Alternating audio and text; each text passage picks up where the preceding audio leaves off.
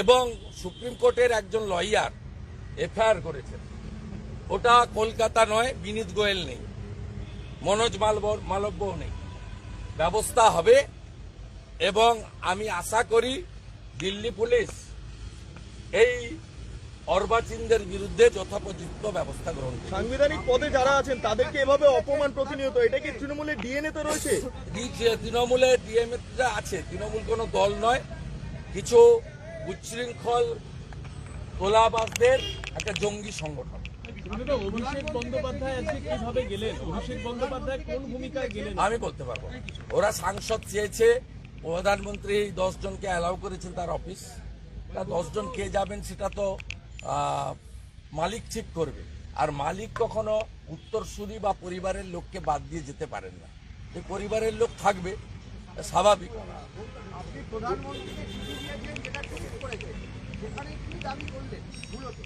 আমি দাবি করেছি তথ্য দিয়ে যে আপনার মিড ডে মিল, রেশন, আবাস, গ্রাম সড়ক এবং 100 দিন সব লুট হয়েছে, তথ্য দিয়ে বলেছি।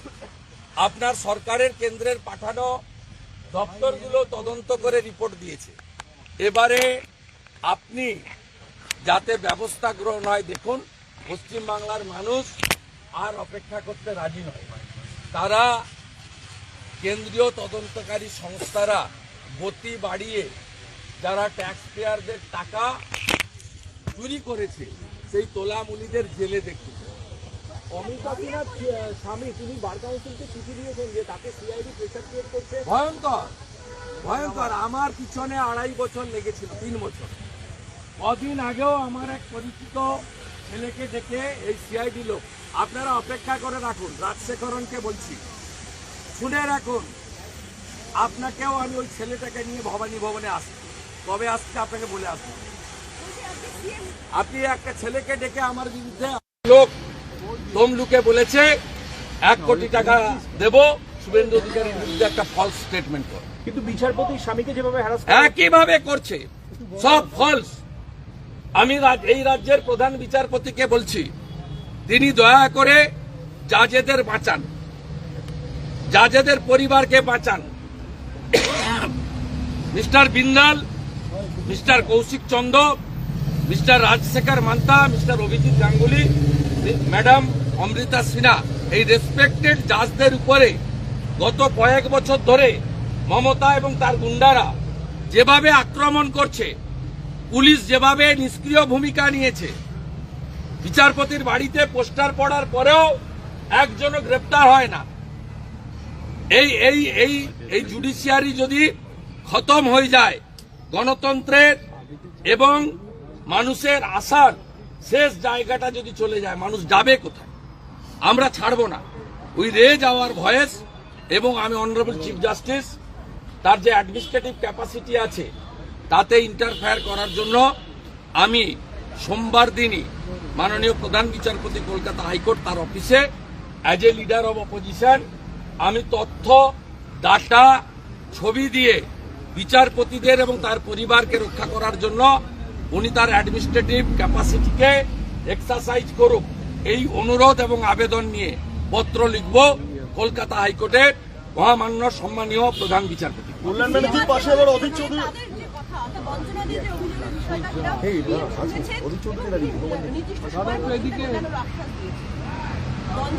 আমি পিএম এর মুখ থেকে না শুনে মিথ্যাবাদী মমতার মুখ থেকে শুনে উত্তর দেব। এ একটা মিথ্যাবাদী, এ মিথ্যা ছাড়া একটা সত্যি কথা বলে না। এই বড় চোর মমতা, ওর মুখ থেকে সব কথা শুনে বলবো না। পিএমও থেকে যদি কোনো প্রেস রিলিজ হয় তাহলেই একমাত্র রিয়াক্ট করব।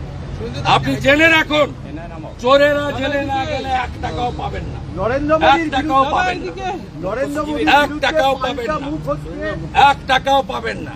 নরেন্দ্র মোদীর বিরুদ্ধে চোরেরা জেলে না গেলে চোর মমতা 1 টাকাও পাবেন না, চোর মমতা 1 টাকাও পাবেন না, চোর মমতা 1 টাকাও পাবেন না।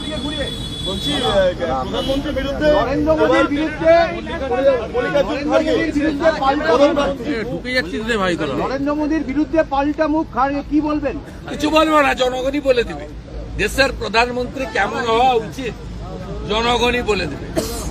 আমার মুখ থেকে শোনার দরকার নেই। এটাতে ভারতীয় জনতা পার্টির অনেক ইজি হয়ে গেল। আর নরেন্দ্র মোদীর যে ব্যক্তিত্ব, নেতৃত্ব, তার কোনো বিকল্প নেই। লোকসভা নির্বাচনে গণনার দিন এটা প্রমাণ হয়ে যাবে। আর তৃণমূলের ওই যে ভাঙা থালা বাজানো যে বাংলার প্রধানমন্ত্রী, তা বাংলার প্রধানমন্ত্রী এখন কি হবে? বাংলার প্রধানমন্ত্রীর কি অবস্থা এখন? অতএব আমি মনে করি জনগণই সঠিক সময়ে উত্তর দিয়ে দেবে। নরেন্দ্র মোদী 400-র বেশি আসন নিয়ে তৃতীয়বারের জন্য প্রধানমন্ত্রী হবে। দেশের মানুষ বুদ্ধু নয়, মূর্খ নয়, তারা অবিবেচক নয়।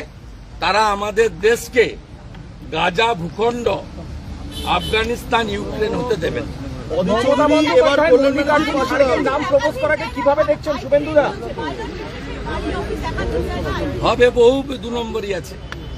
2 নম্বরই থাকলেই আইটি রেড হবে। বারাণসী থেকে প্রিয়াঙ্কা গান্ধীকে দাঁড় করানো হবে। কালকে প্রস্তাব দিয়েছে মমতা বন্দ্যোপাধ্যায়, বারাণসী থেকে প্রিয়াঙ্কা গান্ধীকে দাঁড় করাচ্ছে কংগ্রেস। জামানত জব্দ হবে, জামানত জব্দ হবে। লিখে রাখুন যে 10,000 টাকা জমা দিতে হয় সিকিউরিটি মানি, সেই সিকিউরিটি মানির টাকাটা ফেরত পাবে না। বলছি অধীর চৌধুরী ও কল্যাণ ব্যানার্জির পাশে দাঁড়াচ্ছে। কালকে দেখা গেল রাহুল গান্ধী যা করবে, এরা করবে। 3টে রাজ্যে হেরে যাওয়ার পরে দিশেহারা, একে অপরকে জড়িয়ে ধরে বাঁচতে চাইছে, কিন্তু জনগণ এদেরকে কোনো জায়গা দেবে না, আমি বিশ্বাস করি। বলুন, হিন্দি বলুন। তৃণমূল কংগ্রেস জোট হলে আপনারা কি আশঙ্কা করছেন যে আপনাদের আসন অনেক কমবে?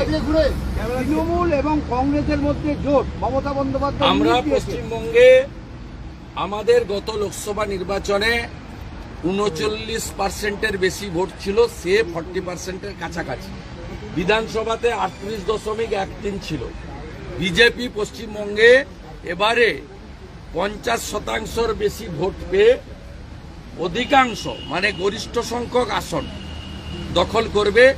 এটুকু আমি আপনাদেরকে বলতে পারি। শুধু চোরেদের জেলে পাঠানো, ভয়মুক্ত, সন্ত্রাসমুক্ত পরিবেশে নির্বাচন করা, আর মমতা ব্যানার্জির চটি চাটা কিছু আইপিএস অফিসারকে ভোট চলাকালীন পশ্চিমবঙ্গের বাইরে, আন্দামানে বা পদুচেরিতে পাঠিয়ে দেওয়ার ব্যবস্থা করা, এই কয়েকটা কাজ করলেই পশ্চিমবাংলার জনগণ ঠিক জায়গায় ভোট দিয়ে দেবে। বলছি আপনারা বলছেন না বিরোধীদের বঞ্চনা করা হচ্ছে। দুর্গাপুরে বিজেপি বিধায়ক তিনি তহবিল থেকে অ্যাম্বুলেন্স দিতে চাইছেন 12 লক্ষ। সেই জন্যই আজকের অভিযান। আজকের অভিযান তো সেই জন্যই। বাংলার জনগণ